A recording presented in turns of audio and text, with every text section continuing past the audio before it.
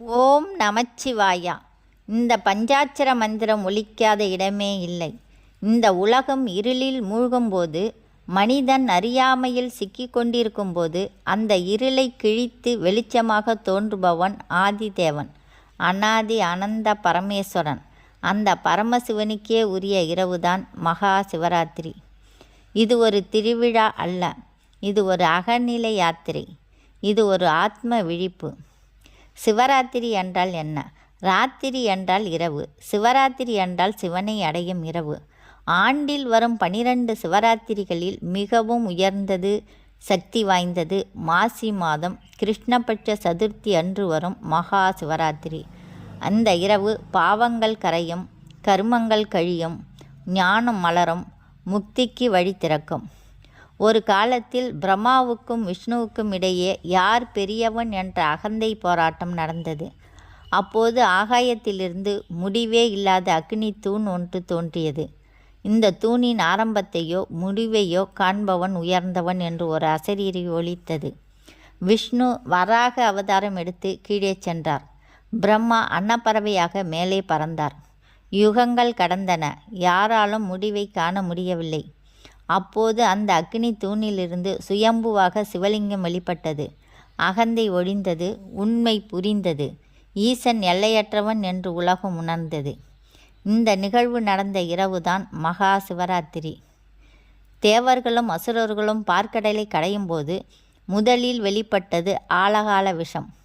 அந்த விஷம் உலகத்தையே அழிக்கவிருந்தது. எல்லோரும் ஓடினார்கள், ஒருவன் மட்டும் நின்றான், சிவன். அந்த விஷத்தை ஒரு சொட்டு கூட கீழே விழாமல் தன் கண்டத்திலே தாங்கினார். அதனால்தான் அவர் நீலகண்டன் ஆனார். உலகம் காப்பாற்றப்பட்டது. ஈசன் தியாகத்தின் உச்சம் காட்டினார். இந்த தியாகத்தை நினைவு கூறும் இரவுதான் சிவராத்திரி. ஒரு வேடன் பாவங்கள் நிறைந்த வாழ்க்கை, வேட்டையாடி உயிர் கொள்வதே தொழில். ஒரு இரவு காட்டில் மிருகங்களின் பயம். அவன் ஏறியது வில்வமரம், கீழே சிவலிங்கம். மிருகங்களை விரட்ட இலைகளை பறித்து வீசினான். ஒவ்வொரு வில்வ இலையும் சிவ பூஜையாக மாறியது. அவன் உண்ணவில்லை, உறங்கவில்லை, அறியாமலே உபவாசம் இருந்தான், அறியாமலே ஜாகரம். விடியற்காலையில் ஈசன் நேரில் தோன்றி அவனுக்கு முக்தி அளித்தார். அறியாமையும் பக்தியாக மாறும். சிவராத்திரி மகிமை. உபவாசம் உடலை சுத்தம் செய்ய, ஜாகரம் மனதை விழிப்பில் வைத்திருக்க.